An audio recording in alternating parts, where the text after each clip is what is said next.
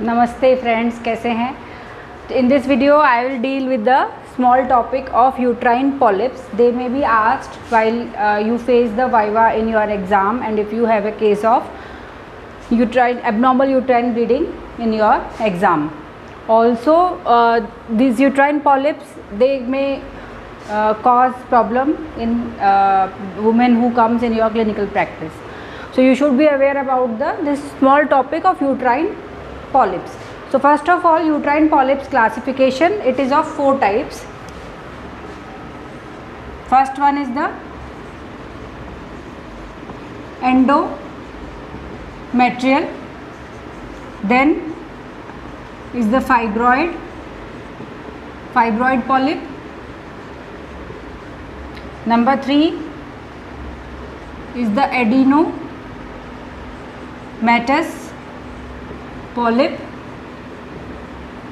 Fourth is placental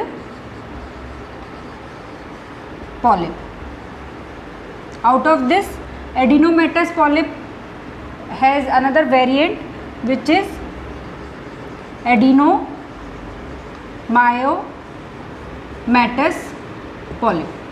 All these uterine polyps, they have one common clinical feature, which is abnormal uterine bleeding. It may be either in case of menorrhagia, or it may be either in case of woman may come with postcoital bleeding or metrorrhagia, intermittent bleeding in between periods.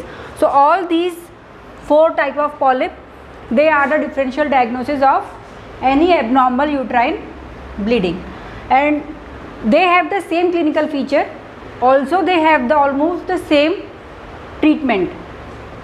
We will see what is the treatment, but there are some differences that you should be aware of being a gynecologist or a medical student. So number 1, fibroid polyp. हम इसको देखेंगे. This kind of fibroid polyp we will be dealing in the chapter which is covering fibroid. We know that there are differences in there are different types of fibroid. We have seen submucosal, then intramural, and third one is subserosal. We have seen that submucosal fibroids, when they are pedunculated, it is called the fibroid polyp. What is the difference? It may be of any size. Sometimes it may even protrude outside the cervical os. Sometimes this kind of fibroid polyps, they are so long, the peduncle is so long that they protrude outside the cervical os, and in that case they cause usually postcoital bleeding or spotting. So this is the fibroid polyp. Now endometrial polyp, it is only endometrium of the uterine lining of endometrial cavity. Only the endometrium is protruding inside. It may be 1 to 2 centimeter. It may be multiple, either single or multiple. Multiple is seen mainly in case of estrogen hyperestrogenism. Hyperestrogenism cases, which comes as, earlier we used to say what, DUB. Earlier we used some. In that case you may get multiple. They are reddish in color.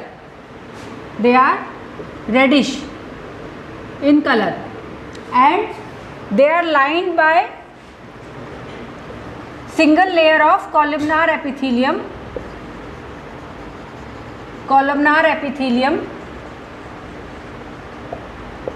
Also, what is seen in these cases? Just the stroma in endometrial polyp, they undergo both estrogenic and progesterone changes secretory changes also seen in the stroma lined by single columnar epithelium. Okay, this is endometrium. Now what is adenomatous polyp? What is the difference between adenomatous and endometrial? Adenomatous polyp, it may be seen in women who are also having intramural fibroids also. And what is the change? Here it is lined by single columnar epithelium, single layer. In case of adenomatous, they are lined by single layer of cuboidal epithelium.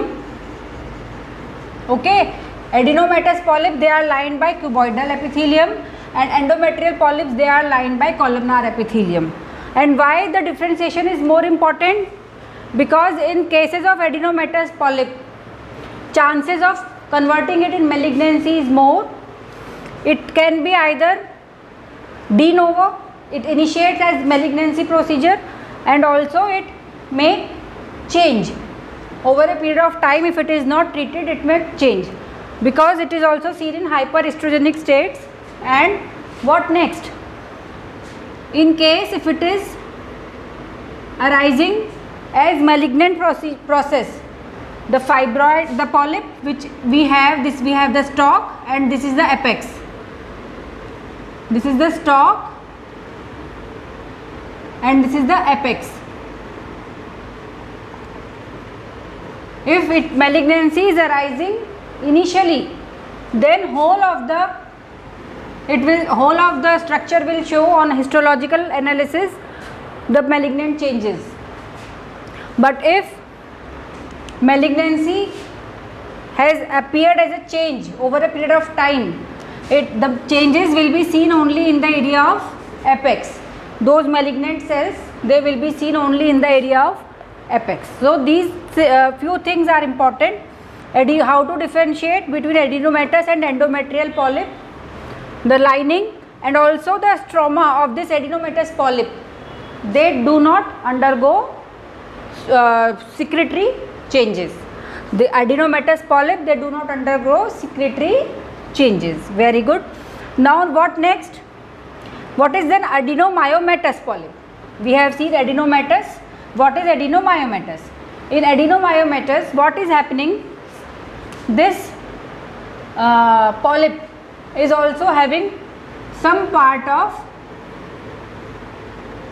muscle in the stalk. So some part of muscle is also present in the stalk. So that becomes adenomyomatous polyp. Only difference is that the muscle is also the part of the polyp.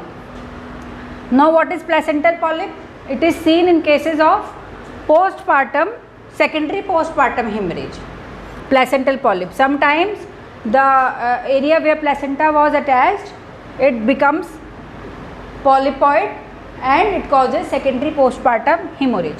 Now these are the different types of polyps: endometrial, fibroid polyp, adenomatous and also adenomyomatous and placental. This endometrial polyp, it is lined by single layer of columnar epithelium, and the stroma also shows the secretory changes in the glands. Fibroid polyp, it is a monoclonal proliferation of the uterine muscle, but it becomes pedunculated as it grows inside the uterine cavity, and the peduncle could be very long and it may also project outside the cervical os. Fibroid polyp. This fibroid polyp and adenomyomatous polyp, how to differentiate? It is usually monoclonal fibroid polyp, but adenomyomatous, the muscle part which is present, it is not monoclonal proliferation of the uterine muscle fiber. Now adenomatous polyp, what is the difference? It is lined by single layer of cuboidal epithelium, and the stroma, the glands, they do not show secretory changes. And placental polyp, it is seen in cases of case of secondary postpartum hemorrhage. So the clinical history of the woman will be different. There is a history of recent childbirth and then it is followed by secondary postpartum hemorrhage. If all these polyps they develop in the reproductive age group, what will be the presenting feature? Either menorrhagia or metrorrhagia or menometrorrhagia or postcoital bleeding. So if a woman comes with all these things, these are the differential diagnosis which should be kept in your mind. On ultrasound, they are difficult to diagnose on plain ultrasound, but in cases of saline ultrasound, saline instilled in the uterine cavity, and then you do a ultrasound, you may notice this polypoid projection in the endometrial cavity. So on plain ultrasound it will be difficult to diagnose this endometrial polyp. Also adenomatous polyp will be difficult to diagnose. So and what is the treatment? We have seen the clinical presentation, we have seen the diagnosis, investigation, saline ultrasonography, saline instilled ultrasonography or sonohysterogram.